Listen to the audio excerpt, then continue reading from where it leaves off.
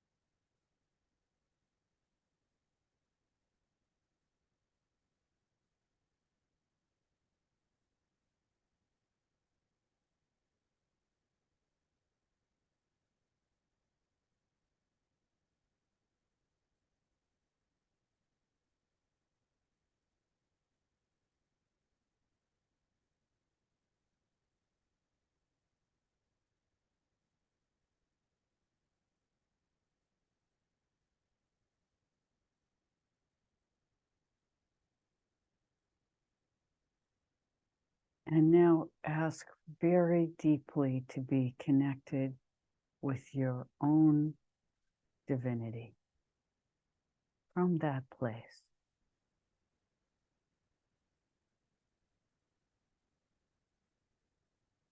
However it feels right for you to ask.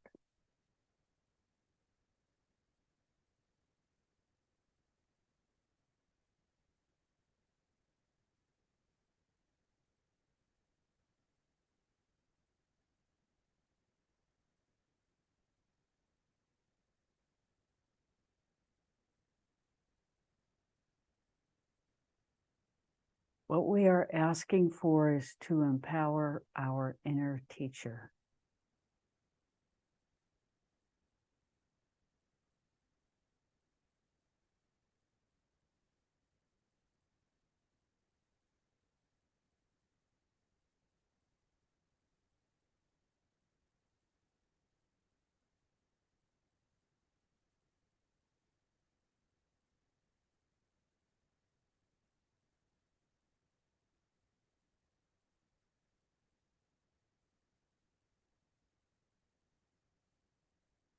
And this is the higher power we wish to surrender to.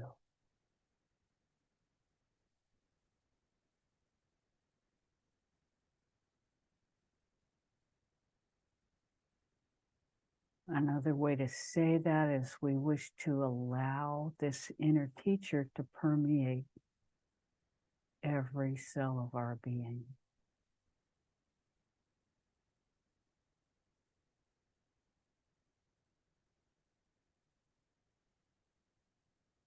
And this means we allow ourselves to not know,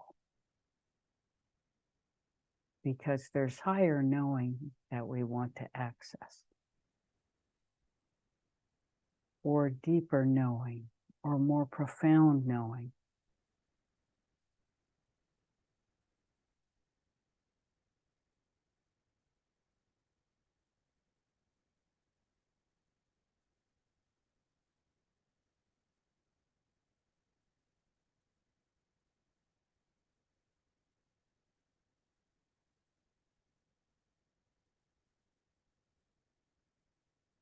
And the understanding that is that this profound knowing is non-linear. So concepts such as higher and lower, inner, outer, they're all wanting.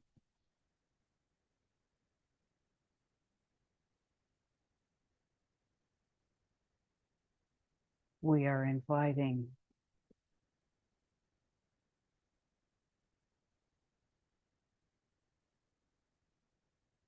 the heart of love itself to engage with us, our own heart of love, to merge with the source of love, which never has been separate.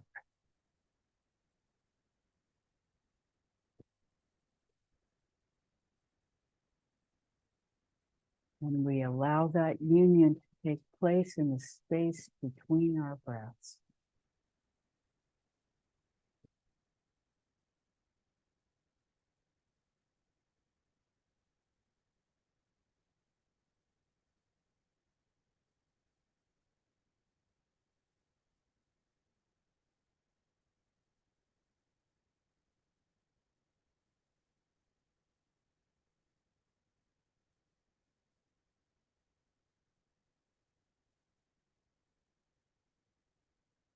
Into the heart of the all of the all that is.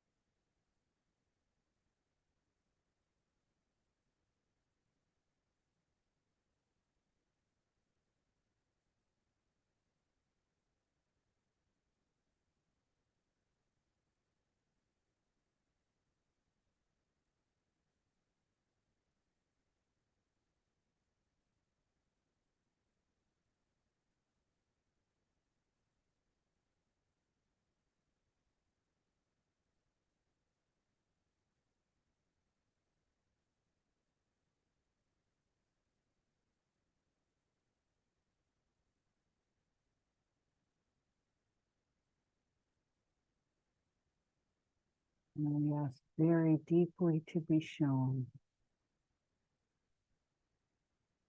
how to live from the space of the highest, the space of the most profound.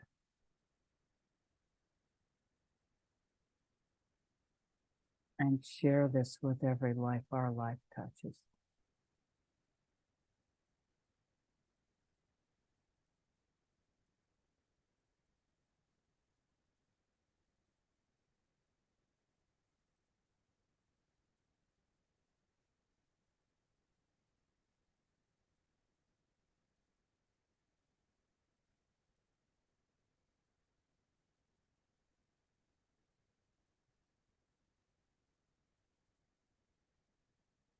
We ask to become simple and clear.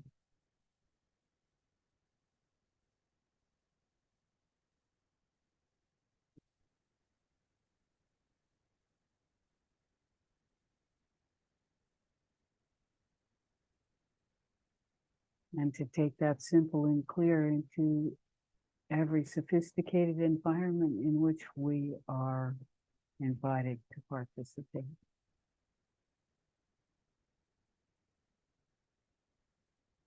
So that we ourselves never lose our way.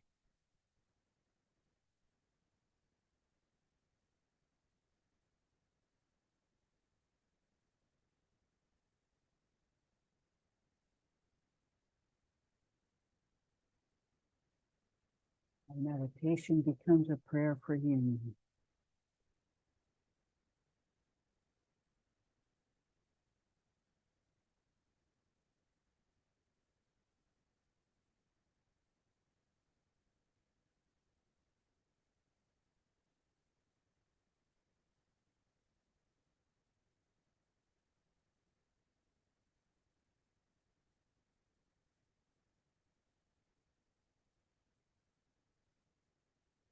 While in that space, we can make a vow to ourselves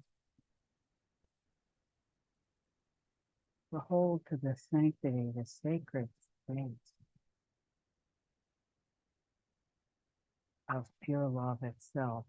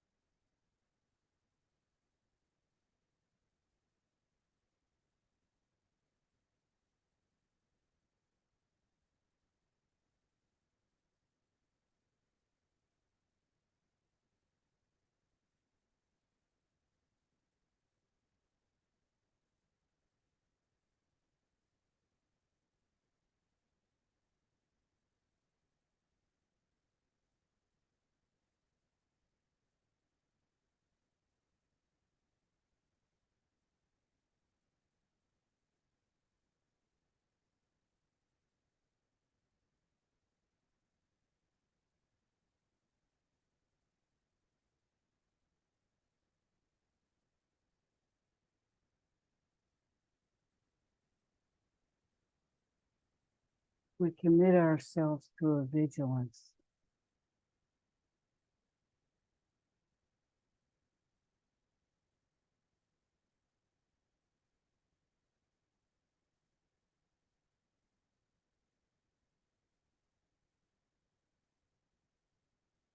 Of self-awareness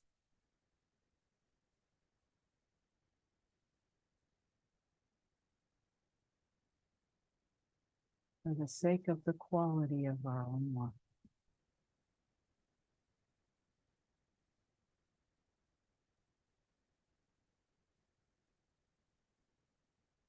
When you're ready, gently, gently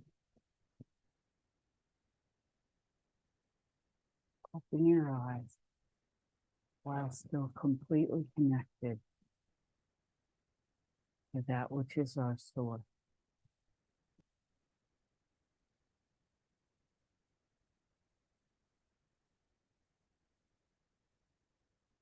As we practice the vigilance of living from our awareness.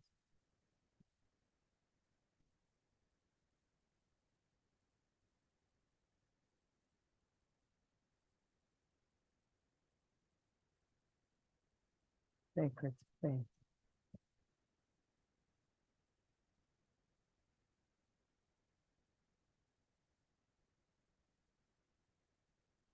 How may we serve today?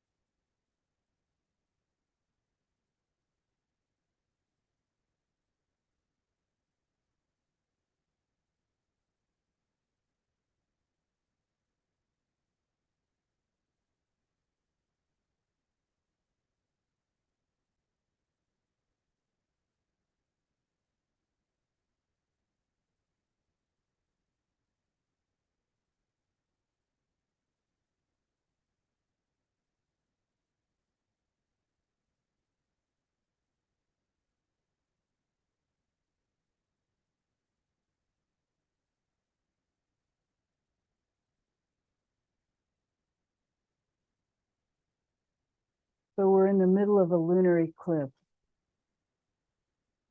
And the sun is about our personal identity. The moon is about our reflective identity. So it has something to do with other. So lunar eclipse is the opportunity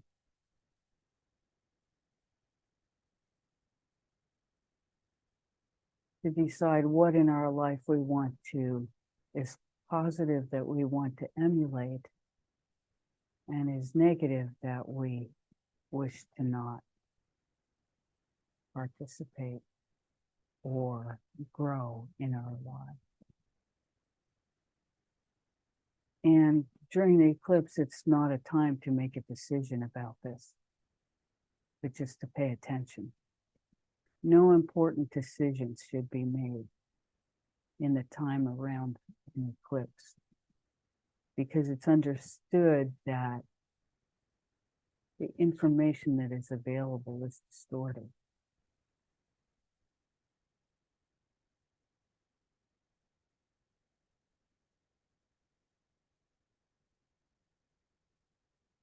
And it might be helpful to know the reason for that distortion is embedded in Indian myths about the origins of Rahu and Ketu, who are the nodes of the moon. And when the sun and the moon cross these nodes, that's when an eclipse happens. So the story is this, that in the creation of the earth, the gods and the demons had to come together to create the earth because one side couldn't do it. And so they had to work together. And there was this dragon-like demon who was capable of churning the milk around the earth to have the moon rise and create the relationship between sun and moon, and create the circumstances for humanity. So in this, and the reason they were doing it because the devas, the gods, wanted to become immortal, but they sort of had a secret pact that they were going to keep the demons from becoming immortal because they wanted goodness to reign. And so they churned this churned and churned and churned until this nectar called Amrita, which is the nectar of immortality, was created. And then they created an illusion to distract the demons, where this goddess was dancing in front of them and completely distracting them while the gods were drinking the nectar of immortality. Well, the demon who had done all the churning watched this happening and was able to see exactly what the gods were up to. And he disguised himself as a god and got in line to drink the nectar. As he got to the point in the line where he received the nectar, he took a sip of it. At the same time, the sun and the moon noticed him and alerted Vishnu, who threw his disc at this demon and cut the demon in half. However, the demon had already drunk the nectar of immortality. And so he became immortal, but cut in half. And one half became Rahu, the node of the moon, which seeks fulfillment of insatiable desire. And the other half became Ketu, who seeks enlightenment. And so when the moon and the sun cross these nodes at the same time, eclipses happen because Rahu and Ketu are always trying to destroy the sun and the moon because they colluded to keep him from, he's genderless, but we'll use him just for the sake of the story, to keep him from immortality. And so there is this constant waxing and waning of the moon as it moves quickly through the sky. And then these intermittent eclipses where the nodes of the moon are empowered. And that's why when they are empowered during an eclipse, we can't really trust anything that goes through our mind. And there are often, in the wake of an eclipse, difficult things that happen in the places where the eclipse was visible. And they're usually physical things like volcanoes, hurricanes, earthquakes, things like that. But they can be, and they can happen slightly before, because there's always in the energetic system an anticipation of things before they happen.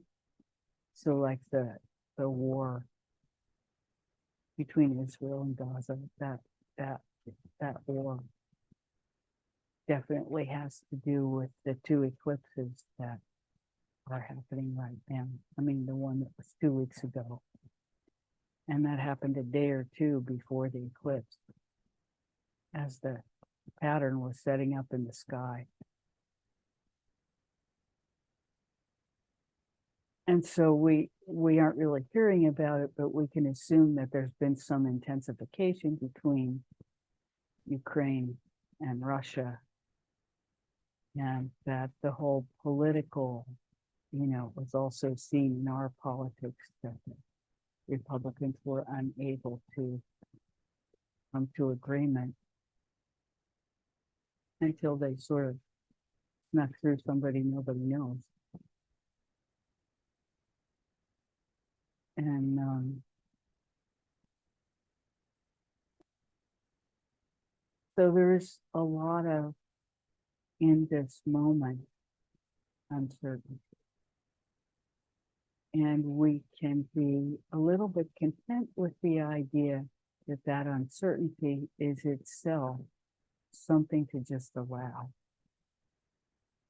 and not to feel that even though we may feel intensely that it's time to make a big change in our life and we know exactly what to do, this is the wrong time to make that move. So we allow ourselves to be uncertain, which might feel certain in the moment. You might suddenly see a solution to something that has been bothering you for years. Do not act on it today. Wait. Give it time to really show itself. Time is our friend in this particular situation. We can wait and not feel impelled to do something impulsive. The nodes of the moon make us want to be impulsive.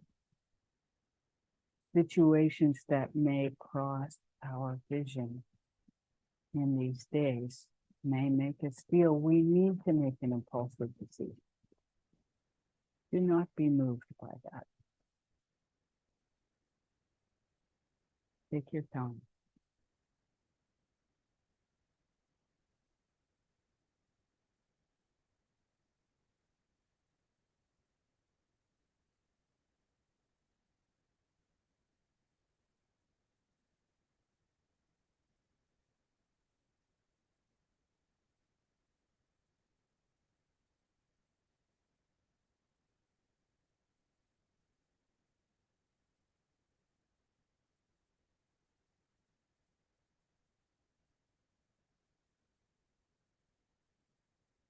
So the assumption is that astrology was discovered, laid out, understood in the time that was Sat Yuga, when human beings, all human beings, understood love as the source of any decision.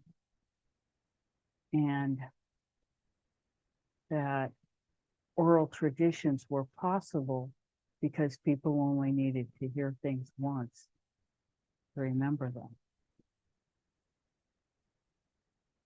Anybody who's ever played telephone knows that we don't have that capacity now.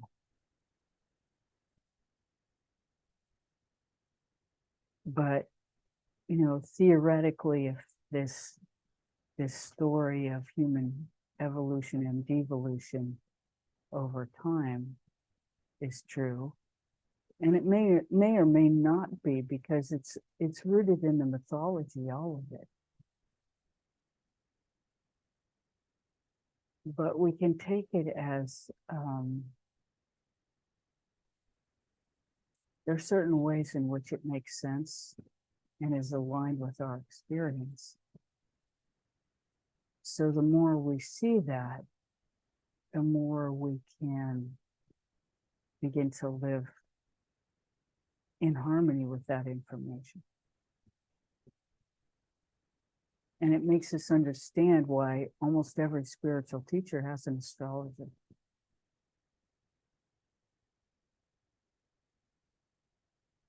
They may or may not talk about it, but they all seek the help of astrology.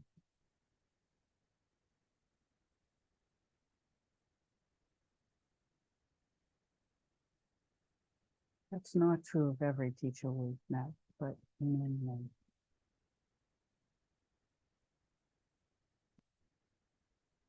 And there is a certain point, the reason for that is there's a certain point where, and this is just a hypothesis, it's not a true statement of fact, but we would say that the observation is there's a certain point where the connection to ultimate reality is so strong that it's no longer necessary to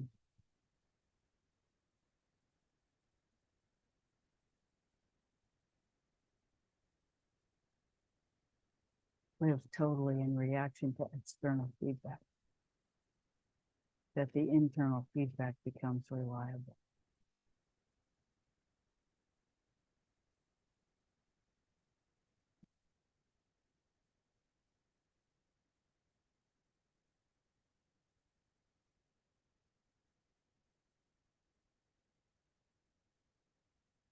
That the union and the vigilance that becomes so strong that there aren't these contradictions that we all feel.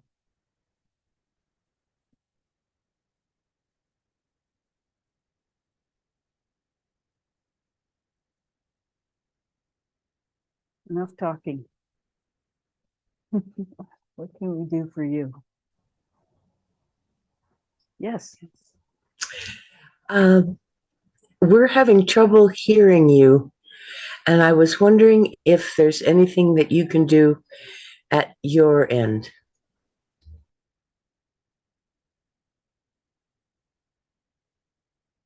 Is anyone else having trouble hearing? Oh, we got 3 hands.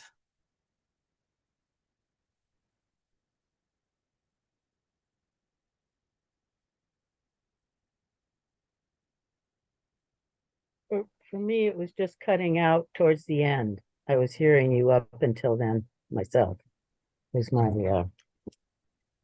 the very last thing that you said, which I was really trying to catch. We don't have a replay button either. Sadly.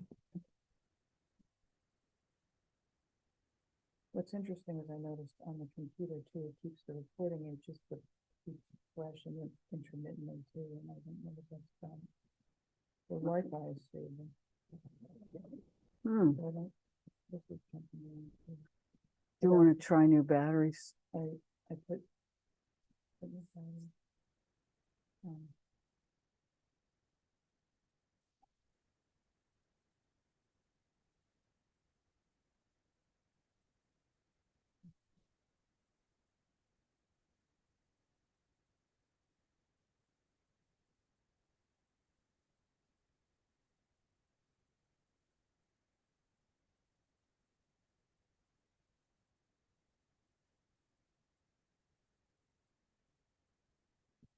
You know, there are times shifting that electronic devices get unreliable.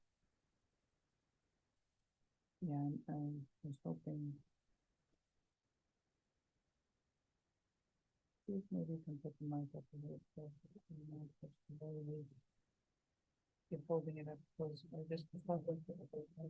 Does that make any difference? Say Is that- more. Is that easier to hear? Of course, I'm Yes. talking a little bit louder. Okay, good. Okay, so we just moved the mic up closer. I had it way down in the V. because I don't feel, I, it's nothing. Good, yes. Are you saying you can hear or do you want to speak? I want to speak. Oh, good. So, for the past couple of years, I've been wake up in the middle of the night or toward the morning with some kind of a ghost or apparition, and like on the side of my bed, and I like usually just shout at it and goes away.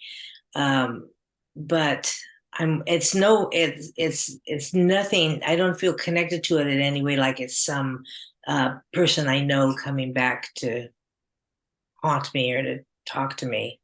So I just wondered if you had any thoughts about that.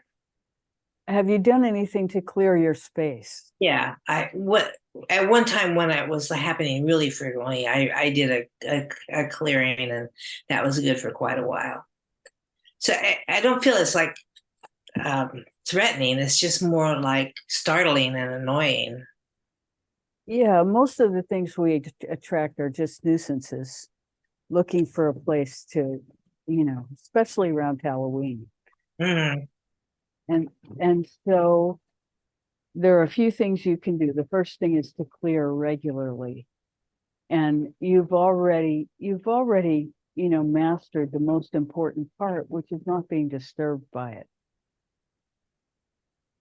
Emotionally, you're not disturbed. You're awakened by it, but not disturbed. mhm. And this is what huge mastery. It's really huge mastery. Most people just freak out. Oh my God, what are we gonna eat? You don't have that. So that's wonderful. And we would also encourage you to spend some time thinking about, in other realms, do you want to be involved with other beings? Because this is showing a potential to communicate beyond the veils. And you have a choice about it. You can cultivate that awareness, or you can say, look, I have enough to do just dealing with my own stuff. I'm not interested. And that's a decision you have to make for yourself. Well, how would you go forward with that?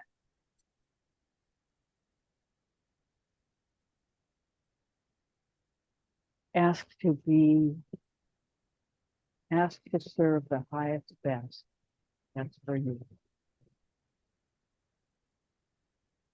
And that way you take it out of your own hands, you take it out of your own mind, and you allow life to assert what the highest purpose could be for you at this age and stage of your being.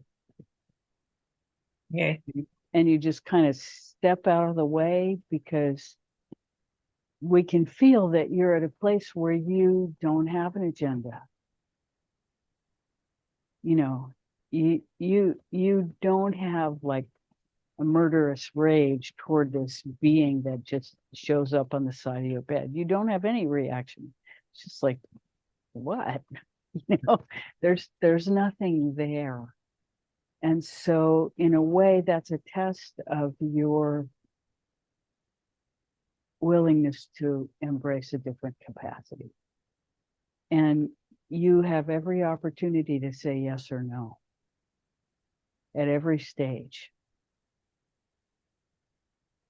There's no, but it's showing some, that you have some some awareness of that which is beyond the veils. And you can cultivate it or not. It's completely up to you.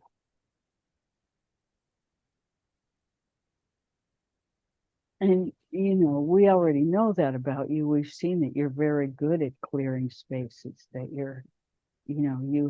you have some capacity to be aware of, of other world, other dimensions of reality, and that doesn't disturb you. And that you trust yourself about the nature of what it is you run into.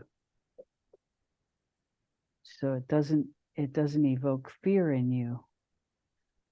And so, there are all kinds of roles, there are definitely people who decide that they want to communicate with those who have already passed and bring those messages through for people here who are suffering. That's a potential, role that one could have. That's the one that jumps to mind.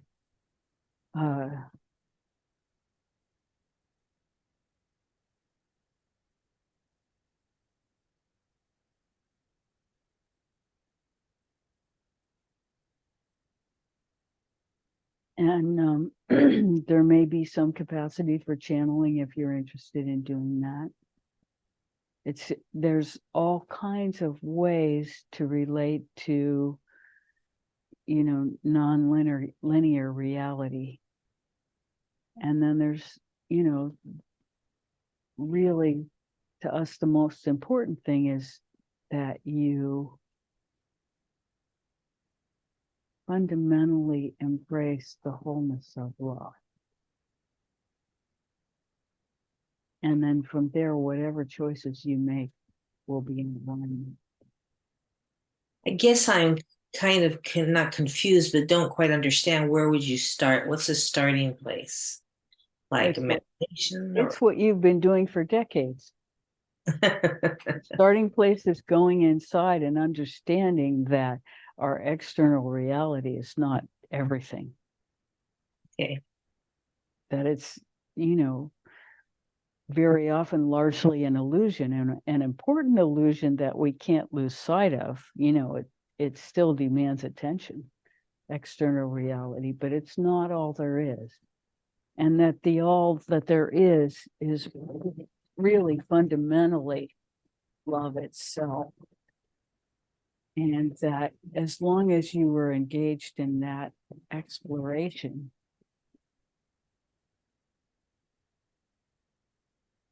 you may encounter choice points where you are engaging in other dimensional reality in different ways. Okay. Thank you. You're so welcome. And I think, we think the key is to never lose sight of the fundamental foundation of the highest best for the whole, which is love.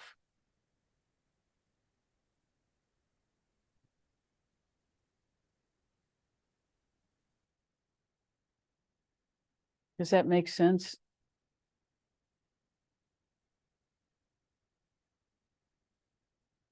But it's always good to clear your environment on a regular basis. And you do that by saying everything that's not mine, please leave. And that empties your awareness of other,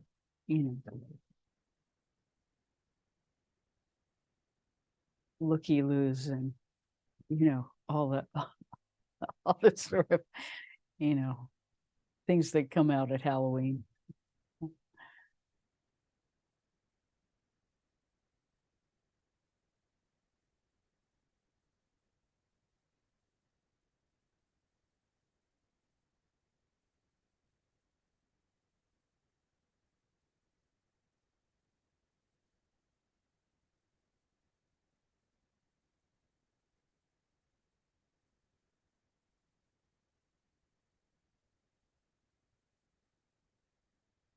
Anybody?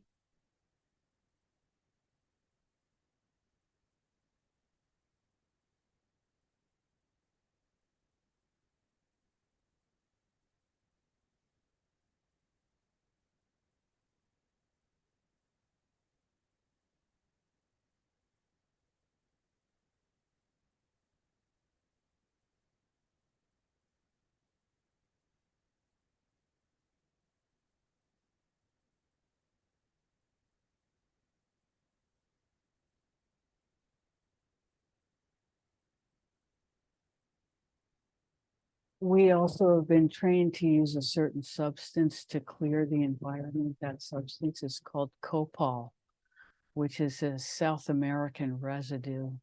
It's a tree resin, spelled COPAL. And it has a profound clearing effect on the environment. And the only thing we would say is that when Rebecca first started using it, it had a profound clearing effect on her that she wasn't expecting. And it kind of decked her for a few days because she overdosed without intending to, in clearing a large house, very large house. So she was like in it for a couple hours. That was too long. So be a little bit careful. There's some of these things where the experiences feel like being the sorcerer's apprentice. It's like, what did I just do to myself usually? Yes.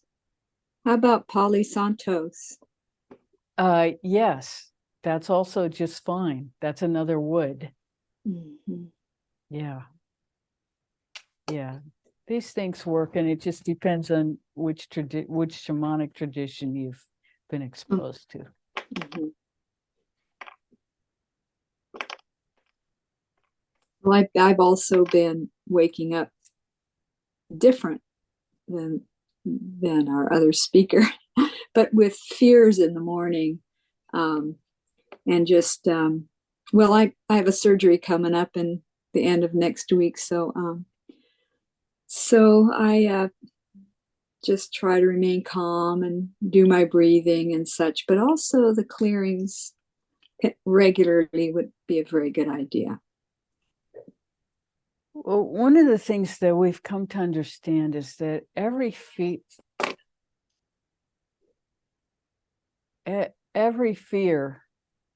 that we experience is ultimately a fear of death. Yes. Yeah. And so in Yes. those moments when you can see the fear as an opportunity to face that, Mm-hmm. and just allow that that's something that happens to every human being. Yeah. And believe me, we're not predicting that. That's not at all what No, this conversation is I about. understand. It's about seeing fear as an opportunity to address our deepest fear, Yeah. and seeing a change like a surgery as an opportunity to, Yeah. allow that fear to arise, Yeah. and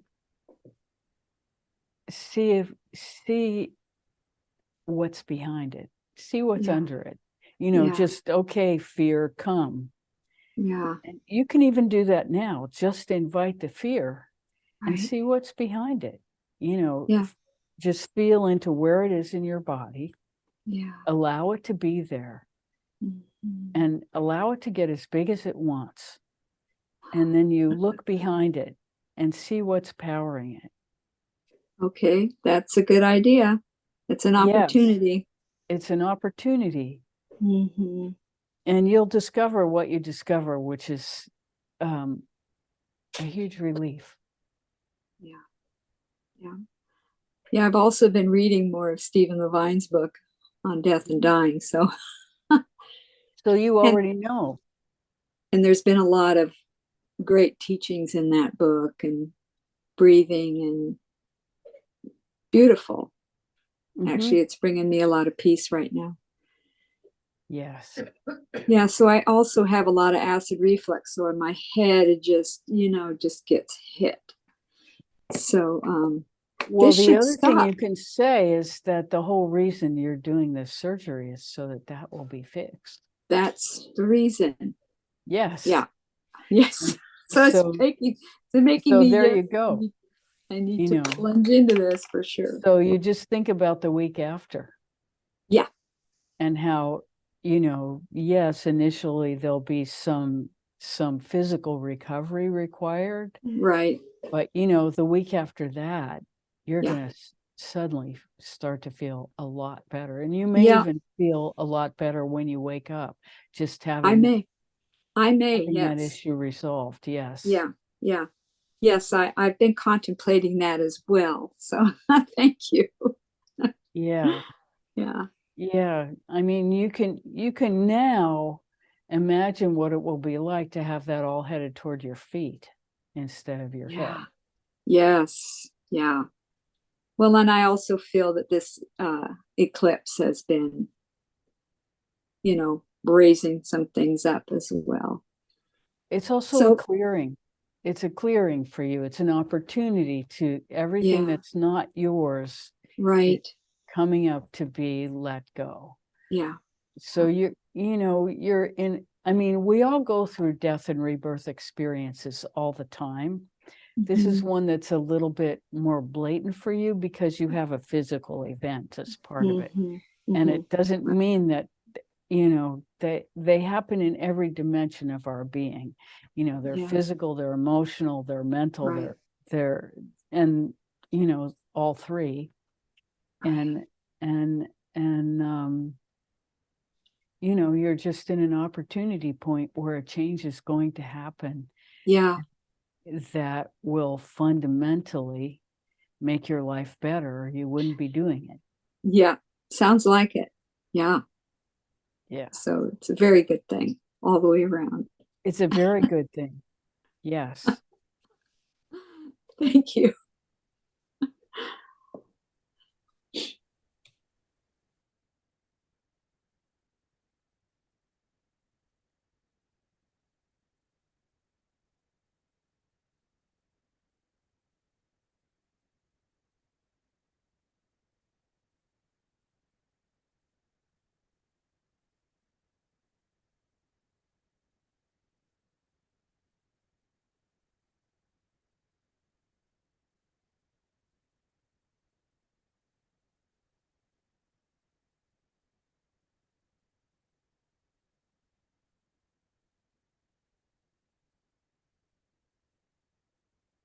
And I'm going to say a bit. Go ahead. Oh, that's just, never mind. That wasn't hand raised.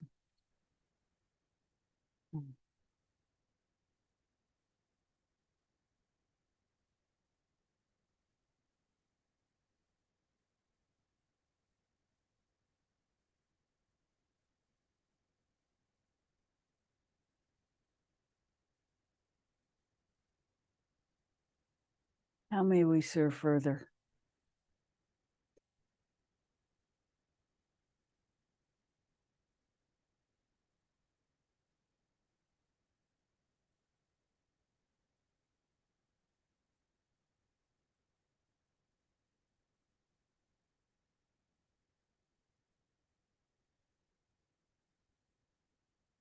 Yes, Andrew. And you can talk about this, but just more because of the intensity of the eclipse era, that this sort of this kind of feeling of dark energies and sort of something threatening and vague. But the point is how to best be with that. Apart from what you're saying about going into the fear, but just the fact that this is in some ways seems very impersonal.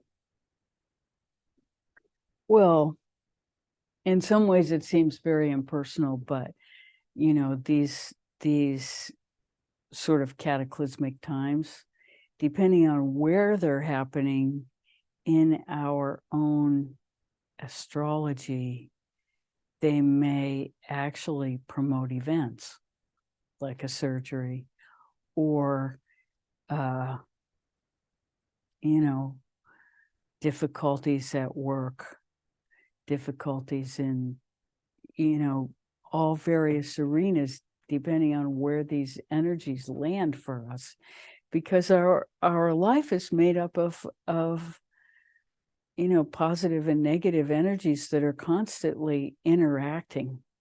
And how we define them as positive or negative has a lot to do with how we react to them. So if we can look for the positive in the negative and the negative in the positive, we begin to have a sense of equanimity. Like all of us have karmic issues to deal with, or we wouldn't be here. All of us has things that we must resolve within ourselves that will keep presenting themselves until we get it.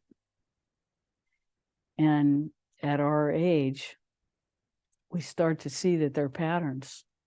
Like, oh, you know, this is from way back when I had childhood trauma.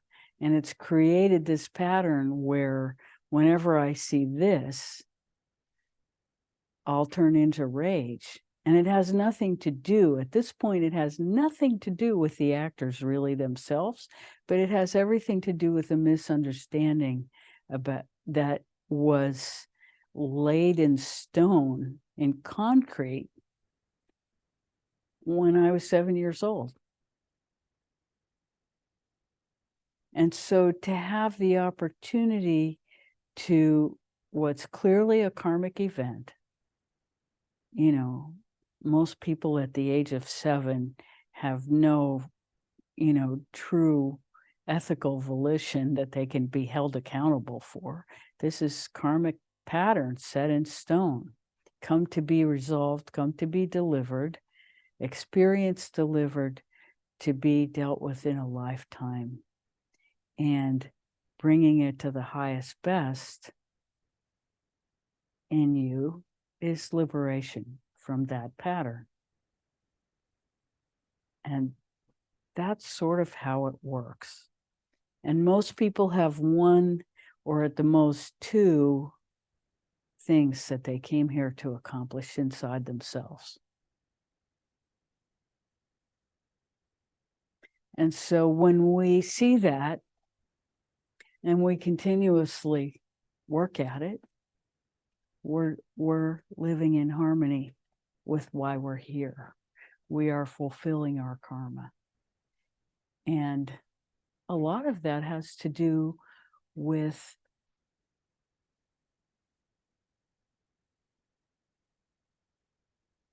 we're searching for the right word, and what's coming is equanimity.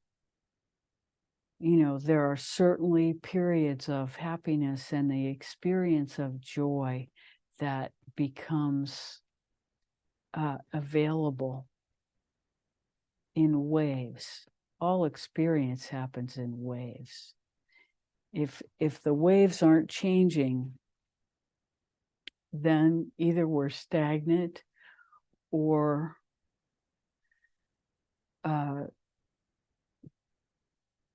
there's a kind of blindness when we haven't yet allowed ourselves to see what it is that we're dealing with.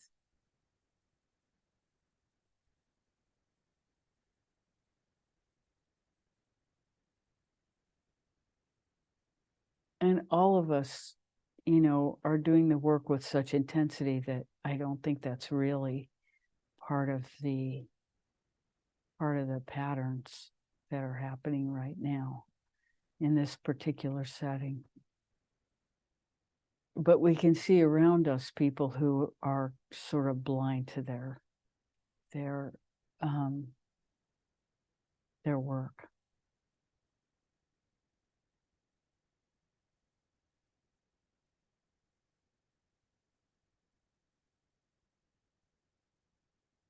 And we also see sometimes that people are trying to blame the existence of their work on others. and that can come toward us. And so how to deal with that with equanimity, which is, I think, what you're talking about, is an interesting dilemma.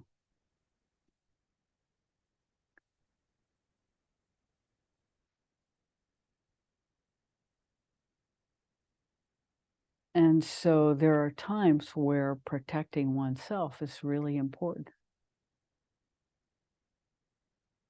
Really important. And speaking the truth, which will appear simple to us, but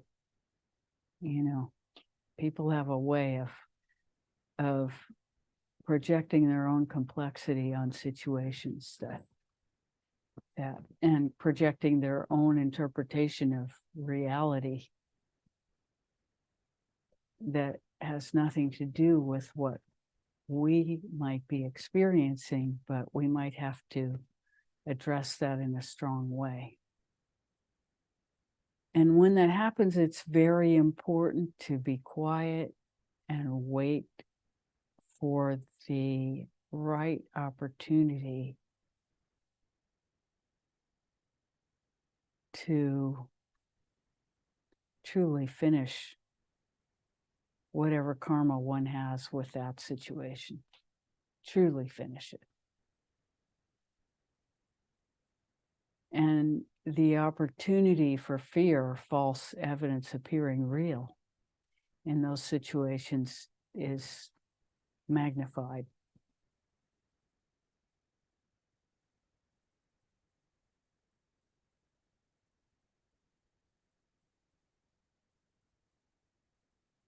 So how do you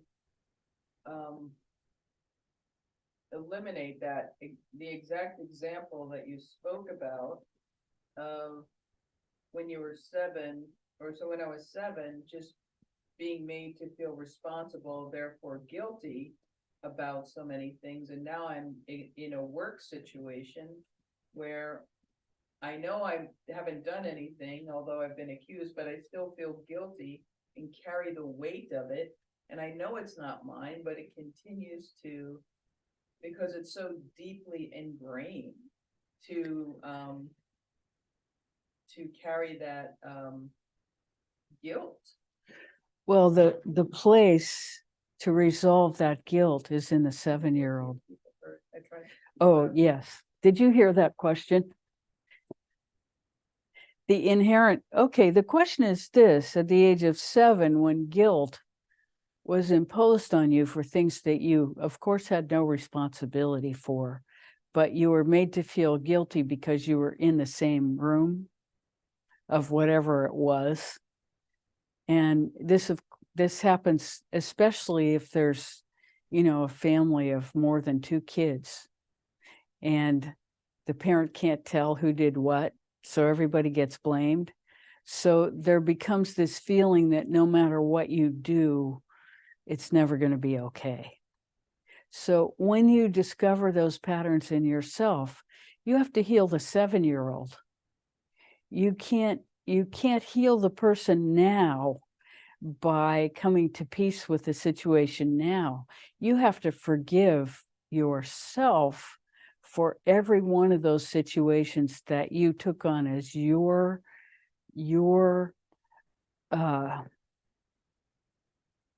guilt, because you have to understand that you were not guilty and completely free yourself from what was put on you. And that's what it means when you sit down and say, I release everything that's not mine. Please leave. And you allow it to go. It has found a place of welcome and comfort in you that is completely inappropriate. You are not guilty. And it creates a confusion in you to assume guilt in situations where you are clearly not guilty. And what happens is that the karmic weight of that acceptance of guilt attracts to you situations in which you are not guilty but accused until you heal that 7-year-old. And that's sort of a black and white reduction of how karma works. And it's a linear black and white. You know, these things are often this simple and often way more complex than that. But this is one that we can say kind of simply, you know, you gotta so completely forgive that 7-year-old that you understand at this moment that there's no guilt. And that you have the capacity to know when you're guilty and when you're not. And that you can trust that. And that you actually had it when you were 7, but somebody convinced you you were wrong. And you were not wrong. And so that's where the confusion is. It's this fundamental distrust of your own assessment of whether you're guilty or not that was messed with when you were not. And this happens a lot because our parents, you know, kind of over accuse us, thinking that, you know, we'll behave better, but actually we just get confused because we have inner guidance. We've always had it. And most of us were trying very hard as children to cultivate it because that's all we had. And the people around us were really nuts. They were so confusing in their behavior. We had no idea. And so, you know, ferreting out these things where we've been falsely accused and taken it on is, you know, it takes a lifetime. So it's no wonder that we're, you know, in multiple decades trying to figure it out still. And bravo for us for using our energy in that way at this age and stage to become more and more refined.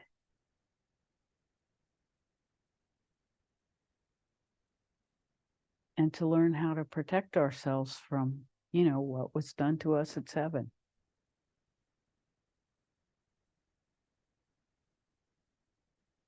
It's now coming back to show us that we need to fix it in ourselves, you know.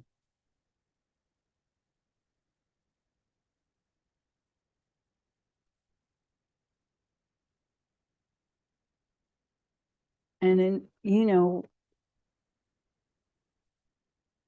for a lot of us,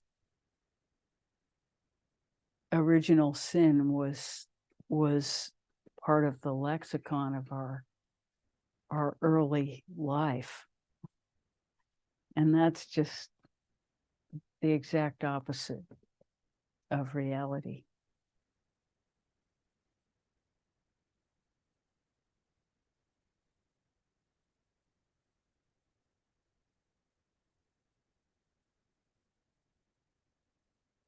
Because if you believe that and you also believe that God is inside you, then that means God and sin are the same. And the truth is, in a way, that's true because there is no separation of anything. All of it exists at the same time. And so if we condemn one part of it, we're condemning the whole. So if we wake up with a dream of ourselves shooting someone, why would we be surprised that that pattern too is in us? And so the correct response to that is to heal that hatred within us, which would accuse someone else or find someone else guilty. Because everything that we experience is really us. And it all exists within us.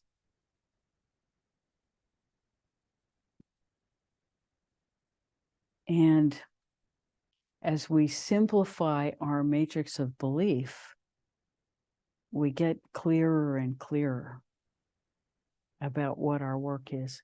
And our work is always to connect to the highest best, the fundamental source of love.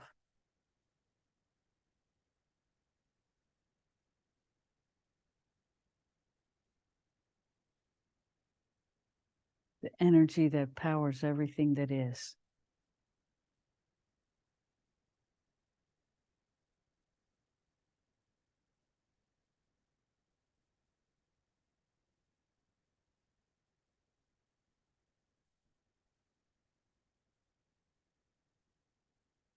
And you'll notice life gives us a lot of do-overs. You know, the pattern will just keep repeating till we get it.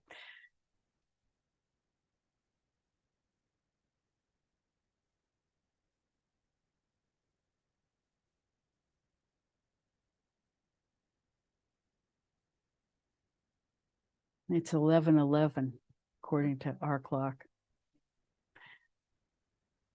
which is an angelic time.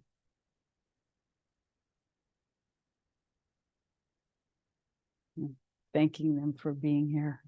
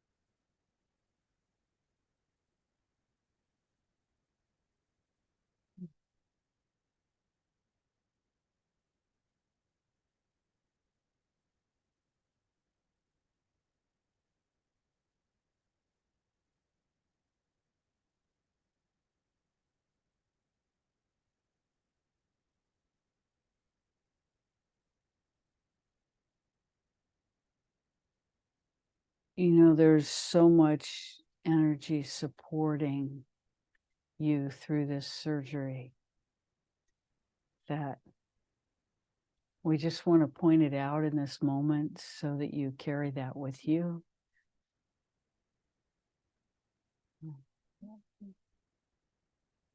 You know, there's just the big wave of love.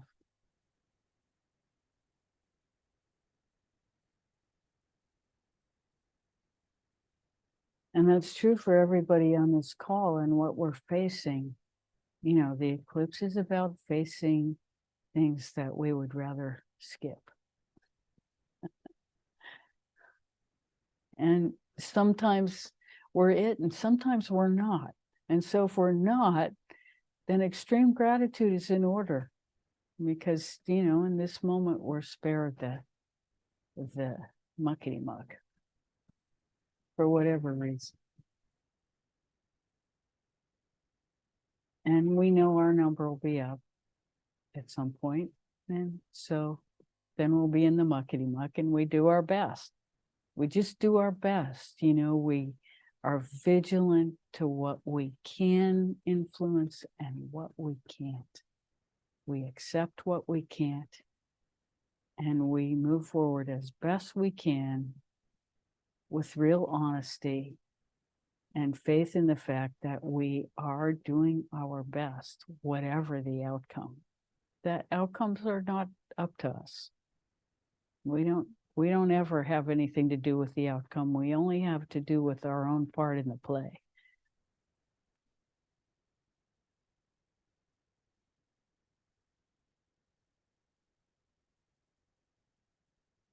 And nobody gets out of here alive.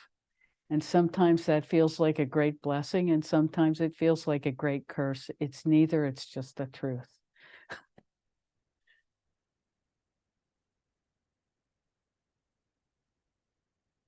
And we are so happy to be able to speak that truth freely, because it's like the fundamental truth that allows us to be free while we're alive, to be fearless, to see our fear as false evidence appearing real. Because whatever happens at the end, and we don't really know, but whatever it is, it's very different from what we're experiencing now. And by the time you're our age, you know, we've experienced a lot. Some of it fantastic, some of it excruciating, and everything in between. And we can be grateful for all of that.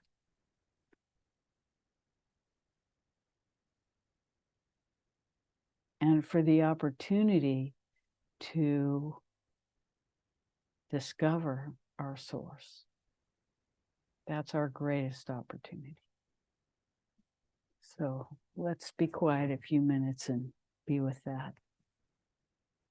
So happy to be with you today.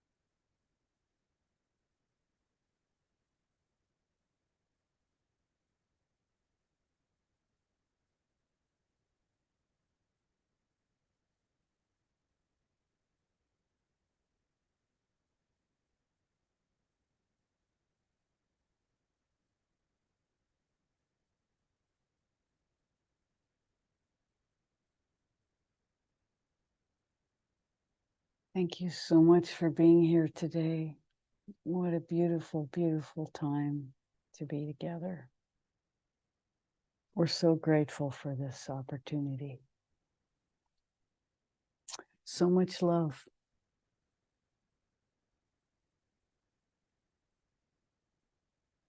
Bye for now.